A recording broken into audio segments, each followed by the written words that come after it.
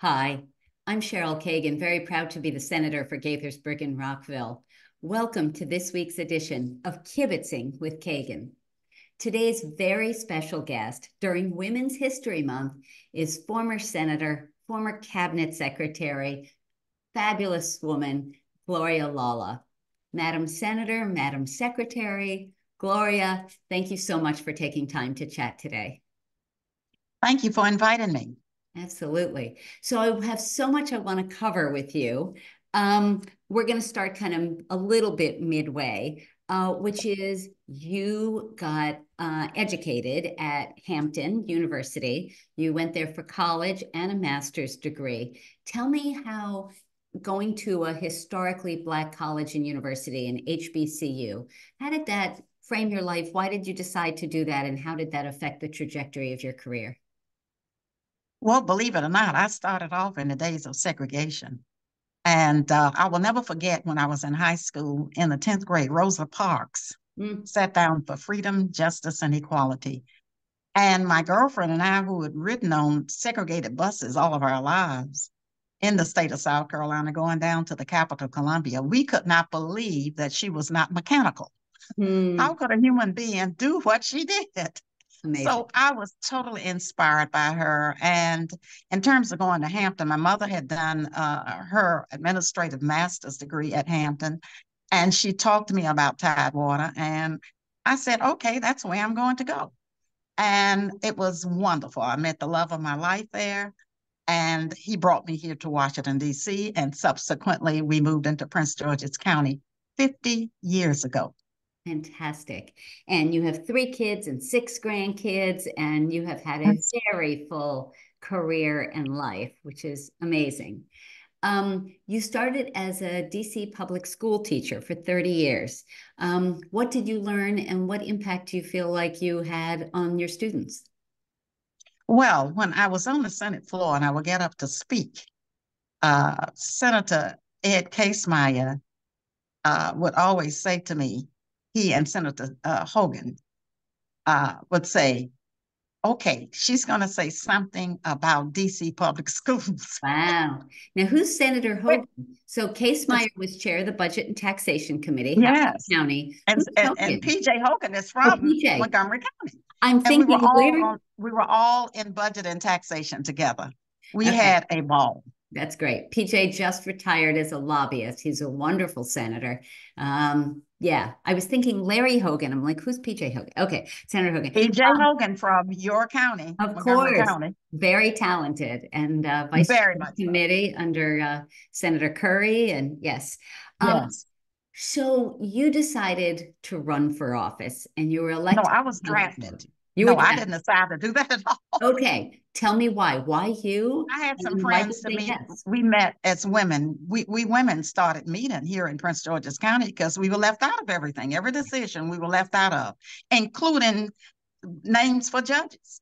I'll Hmm. bring that up in a minute. But Mhm. we had a luncheon meeting here at my home back in 1980, 81. And we drew straws because we knew someone had to run for office. And the reason we wanted them to run was to find out who is making decisions Yes. at the state of Maryland on our behalf, and we don't know anything about it. Wow. And you drew the short straw. I protested, but I drew the short straw. That's hilarious. But It you is said, okay, hilarious. you say it, okay, I'm in. Well, I said, I'm already happy. Why am I doing this? And then what happened? Tell me about the campaign. Well, of course, we had machines in those days, and they were very strong machines. We had to run against a machine. In 1986, we came in number one for the House of Delegates. And at the same time, as I came in, I voted for Delegate Clay Mitchell to become the Speaker of the House. Okay, now And he and I became friends. that's great. And so that's how I got started. Then, of course, there was no woman ever elected, white or black, from Prince George's County to the state Senate. Okay, let's And we wait, wait, ran in wait, wait, wait, 1990. wait, wait, wait, wait. We don't want to get there yet. Talk about the demographics of Prince George's County. That has changed quite a lot. In 1980, yes. In 1980, it changed from the proverbial 37% African American. All of a sudden, we were 50% almost 50%. And it made a total difference in terms of the voter registration. We ran a huge voter registration drive Yes. connected to national voters registration across the nation. And that was one of the elements that helped us to gain the Senate seat in 1990. All right. It was the registration of many, many African American women who are dedicated to the Democratic Party. And this was to anyone, to young people watching this. This was before Yes, voter. This was before yes, it was automatic that you could register, or before you could that's register correct. on election day, before you could That's, register when you got your driver's license or learner's permit. that's right. So you had None of to that was make in the place. effort. None of that existed. Okay. So then Frank Comendo was your senator, an anti-choice Yes, he was. guy, but He very was nice. definitely anti-choice. But there were Narelle got in the picture. Okay, hold on. So NARAL, so abortion was on the ballot. And Huge. many districts, including my own, when Mary Borgers ran against Frank Shore, there were Yes. several races around the state where women, pro-choice women, challenged incumbent men. So talk about your race, why you decided to run for the Senate, and how much of it was abortion rights, how much of it was gender, how much of it was race. Your victory. I would say that one of the most defining parts of that race was abortion rights, Yeah. because the present senator that I was running against at that time was on the Senate floor, and he was ranting and raving, being recorded against women's rights. Mm-hmm. And that set up the stage for change all across the state of Maryland. So I Mm-hmm. was one of many women coming in, and NARAL got involved heavily. So NARAL Um, is the National Abortion Rights Action League, and yes, it it was is. a strong Yeah. Maryland chapter, as well as I used to work for the national organization. Yes, Yes. Okay. And so you won. It I was did. close but decisive. Well, it was not decisive, but a win is a win, even It's a if it's win. by one vote. Yes, true. The thing is that since 1696, Prince George's had never elected a woman to the state senate until 1990. It was incredible. And when I think of Pauline Menace and all of the women before me whose shoulders I stand, how outstanding they were when they put together the Women's Caucus Yep. in We're 1972 and never were given a chance to run for the state senate ever right. in Prince George's County. So Pauline Menace, I just am for so grateful. yes. I'm so grateful to those women. So Uh, for I stand on their shoulders. people who may not remember the name Pauline Menace, she was a wonderful delegate who served for decades in the House of Delegates from Prince George's County, District 21, and I was lucky to overlap and serve with her in the House. Um, Yes, yes, she was brilliant. yes. So tell me what you're proudest of having accomplished in the House or Senate. Well, Senator, I have to say what most people know. I ended up being appointed to the Budget and Taxation Committee, Yes.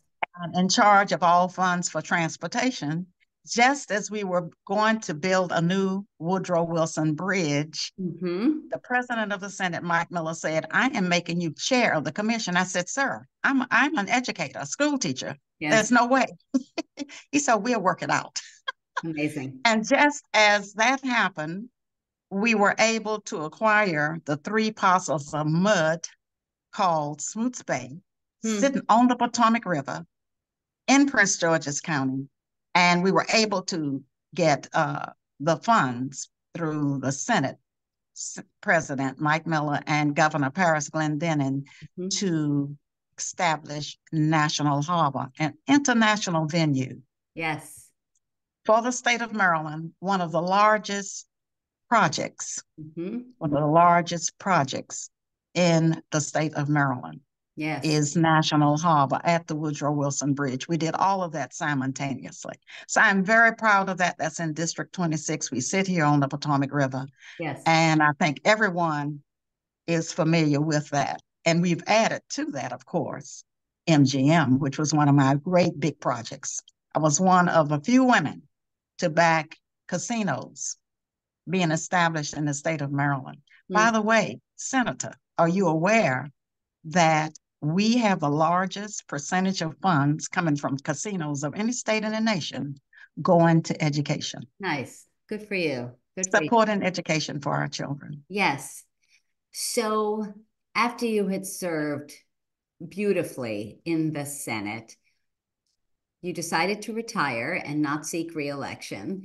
And then Governor O'Malley appointed you as Secretary of Aging. Tell me why that seemed like the right next move. What was appealing to you about that? Well, at the time, nothing. Okay. When as you know, Governor O'Malley had competition to become governor with the county executive of Montgomery County. You do remember that? I do remember that. Well, There I were a lot supported of there were a Governor lot of O'Malley. candidates. I mean, yes. Mm-hmm. I went over to Baltimore one Saturday morning. I said, "Look, I'm going to support you to become governor." He and I laughed. We had known each other a long time. He's a Gonzaga High School grad from Washington, D.C. Uh-huh. And my two sons are Gonzaga grads from Washington, D.C., both of my sons. Uh-huh. So we did have that in common. So when he asked me about serving in his cabinet as a secretary of aging, I said, but wait a minute. Wait a minute. My sister has a doctorate, a PhD in gerontology. I'm Mm, a school teacher. He said, I want you. nice. So my sister taught me everything I needed to know in gerontology to get Wow. me started. She was brilliant. So you served in that role for 8 years. What were some of the issues you worked on? Well, of course, one of the issues we had to deal with is the growing population of aging persons with dementia Mm, mm-hmm. and how we were going to fund that, what we would do. At the same time, the White House was looking at this also. So in 2015, when they had the National Association of Agencies on Aging in the White House, a conference that they would have every year, Mm-hmm. my county executive, Rushawn Baker, Yay. whose wife, an attorney, had early onset. Uh, yeah, He went to that conference and he came home. He said, we've got to have a robust program here yeah, in Prince George's County. yes, And that's how I followed up those 8 years that prepared me to go into helping seniors and their families who were facing all of the determinants of aging, including dementia. yes. And just to remember Rashern's devotion to his wife, Sis, who was so beautiful, so lovely, Beautiful. and just had the slowest, longest, most painful decline. Anyway, and now she has passed. So what policy changes did you make, or what issues did you spotlight that you think are still really important now for seniors? One of the things that we did was reset the formula. You know, all of the agencies are run on formulas that determine where monies will go. And we know that without budgets and the 23 counties in Baltimore City, you can't have robust programs. Sure. So one of the biggest things we did was to look at those budgets, enhance those budgets, because the governor was in favor of that. So we put a lot more money into aging Mm-hmm. and into the counties to support those local programs called triple A's.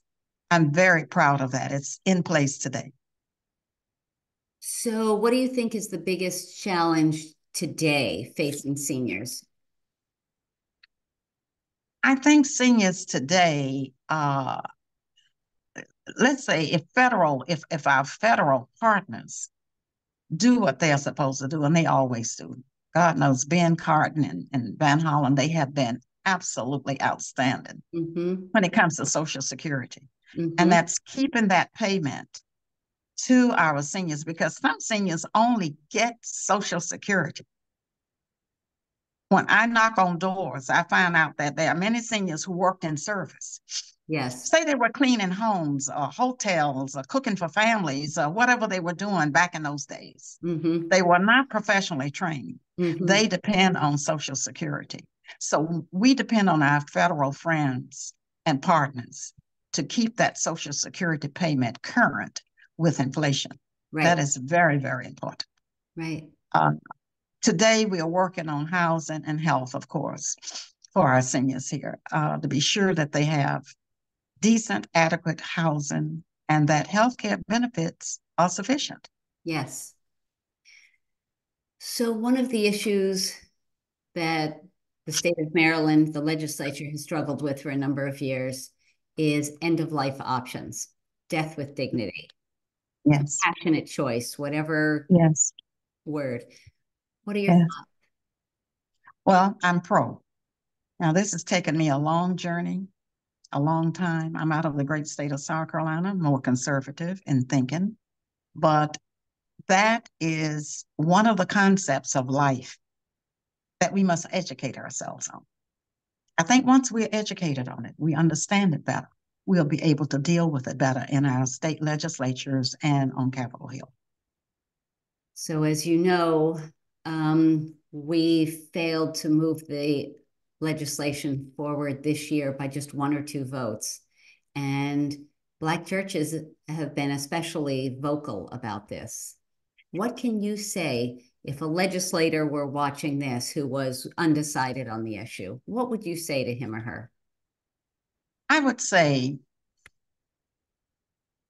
take time, examine the issue on both sides, examine the pros and cons on both sides, talk with the experts, experts who know the human condition.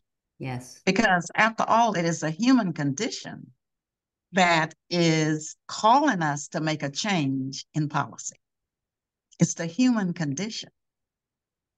But if you are not familiar with the human condition, you're unable to make a clear choice on this matter. Yes. Yes. So frustrating. Brings a tear to my eye when I think of it. I know. It's tragic. So going back to the to abortion rights, which was so important in your career and in your political successes. Now that the Supreme Court has overturned it, you have watched in your lifetime, you have seen it from illegal to legal and accessible to now illegal in many places around the country. Um, what do you envision next steps might be or I should? am astounded. I am still up and dressed every day to get involved in issues like this, to remind people. First of all, I have 5 granddaughters. Mm, And I'm thinking, Gloria, what's going to happen to the quality of life for my granddaughters? yes. Why are we going back, all the way back to when I was a teenager? Yeah. I cannot believe this. And so we must keep it in front of the American people at all times. I think that the elections are very important. The national elections are very, very important. Yes. We must get more women. Now, Senator, I don't know what congressional district you live in, but if you're not in a congressional district that you can run for Congress, you need to move. We need women on Capitol Hill from the blue state of Maryland. Yeah. Yeah. I cannot believe that we are 10 and 0. 10 men and 0 women in our 8 members of Congress and 2 US senators. Well, Yes. we'll see if that changes this year. We have 3 open seats and for the House of Representatives. How are you going to be active politically in this presidential campaign year? As you know, 4 years ago, my girlfriend and I went down to South Carolina with Congressman Clyburn, who's a good friend of mine, to Nice. register people to vote in South Carolina so that Biden and Kamala could win their first primary. And Yes. that was Yes. scary, but Yes. we did it. We Mm-hmm. did it. We drove down and stayed a week, Nice. knocking on doors, talking to people. We got a historical vote out in my home state with Congressman Clyburn at the helm. Yes. And so we are back out now talking to people about the issues, talking to them, especially women. Yes. I think this is a year where women will make a difference because of all of the concerns that you, Senator, have brought up in this conversation today. Ooh, So we are still out there encouraging people to register and vote, especially our young people. Yes. So the Trump administration, the Trump campaign believes that they can get votes from African Americans and Latinos. Tell me why you think that's shouldn't be possible. Give Well, an example I of a think couple of you issues. always, I don't think anyone will be 100%. Of course. Democrats will not be 100% owners of those votes. Sure. So you're going to have some sway. But I do think that your mainstream Democrats are going to be very persuasive. Yes. Actually, when we say the ex-president's name, whenever we say it among our young people, Yeah. they're almost frightened. They're like, no. And so maybe he's doing us a favor. Hmm. Hopefully that's the case. Oh, hopefully. Now, the last time you were a presidential elector and you got to cast a vote in the Electoral College, tell me how that happened and was it as cool as it sounds? It was. I was very surprised when I was called by the Democratic Party. Yvette Lewis was chair at that time, and told that I would be the chair of electors and to come down to Annapolis. Amazing. That was a very proud moment for us in the Yes. state of Maryland. We were able to cast all of our votes Yes. for Biden-Harris ticket. Yes. Uh, so it is one of the highlights of my career in recent years. A very serious moment. The leadership of this nation, this great democracy, the greatest democracy on planet Earth. Yes. We are it. We are it. All of the nations look to us. Yes. As I always say, on the Potomac River, the international capital of the world is Washington, D.C. Mm-hmm. And we are sitting right here next door, DMV. Yep. Amazing.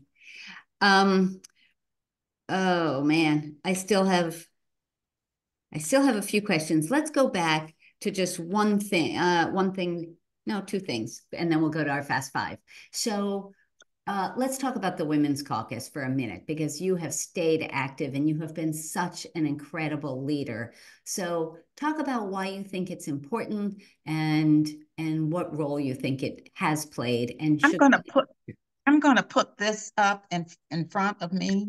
I love I it. don't know if you can see that. Can women legislators of Maryland then and now? Yes. When I was chair of the caucus, we Yes. published this booklet. Yes. It tells you all of the history of women in Annapolis, all of the history, and it is astounding. It is a proud moment. And we are still there. We are one of the most successful, longest serving caucus organized among women in the United States of America. I'm so proud that Maryland still has that title. Yes. And we now have a foundation, and I am president of the foundation. In fact, on Thursday evening, we have been invited by the First Lady to the Irma Reka dinner. And Nice. Irma Reka, she's from Montgomery County. Yes, she Montgomery County is is. just Retired outstanding. judge. Yes. You all are outstanding. And Irma Reka has just been a fantastic judge. Yes. And that is named for her.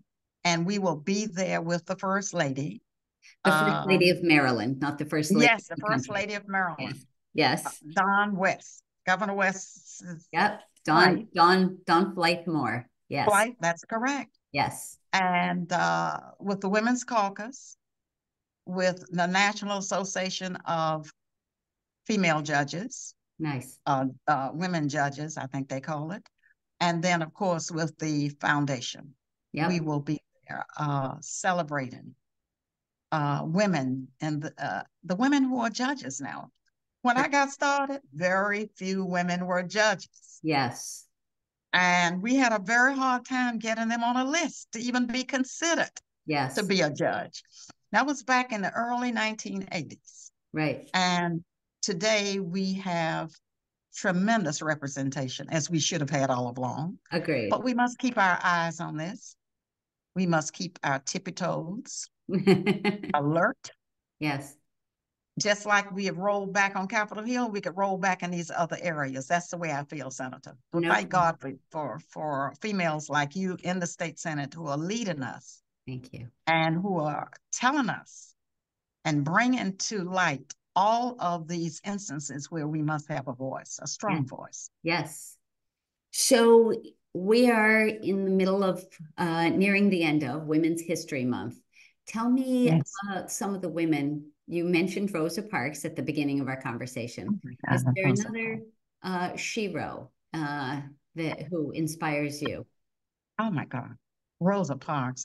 That is just, I guess I was so young in high school that she was just astounding to me. Yes.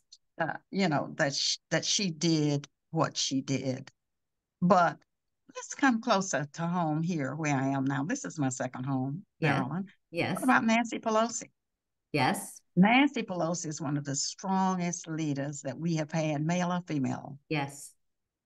on Capitol Hill in the House. So effective. We miss her so much Yeah. today, but I'm thinking about Nancy Pelosi because I love that. she took on the establishment. And a daughter of Baltimore. A daughter of Baltimore. Yes. So who is It a doesn't young get any better than that. Yes. Who is a young woman who you think is coming up that we should be watching for? Someone that you think is really talented. Yes, I have her in mind right now, Brooke Learman.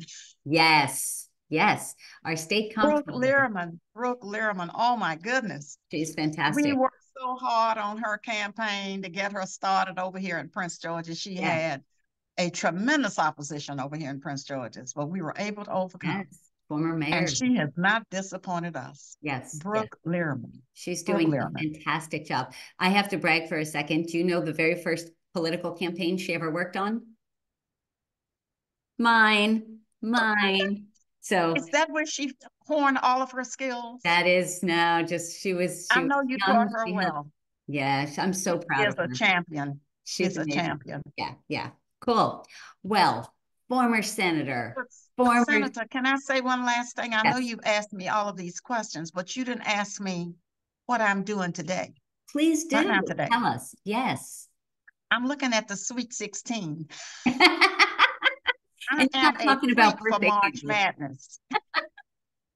Who you picked in your bracket? All Who right, did you, listen to this carefully. Do all you right. recall when the University of Maryland Terps were taken out of ACC and Yes. put into the Big Ten? Yes. Mike Miller A did lot of that. us were Former against that. president. Yes. Yeah, a lot of us disagreed with that. Yes. I am Atlantic Coast Conference based, and Atlantic Coast Conference has 4 teams in the 16, Sweet 16. Okay.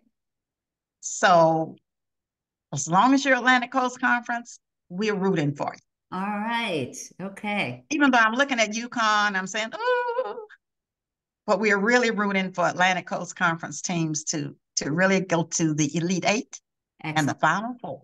There we go. All right. A badass woman who knows her basketball. Good for you. So former delegate, former senator, former secretary, and all around remarkable woman leader and barrier breaker, shattering glass ceilings in her career, Gloria Lawlah. It's time for your fast five. Five quick questions, five quick answers to let folks know more about you. Question number one. Tell me something that you have done just for yourself recently. I have decided that I'm going to take Spanish. So I've enrolled online. I love that. Fantastic. Question number two. When you were a little girl growing up, what was your dream job? What did you think you wanted to be when you grew up? I actually wanted to be a girl on the cash register in McCora's Five and Dime. Okay, I think you did a little better than that. Question number three. What are three words that your best friend would use to describe you? Loyal, persistent, hopefully loving. I love that. Okay. Question number four. what is a piece of advice you would give to a young woman who is thinking about getting into politics?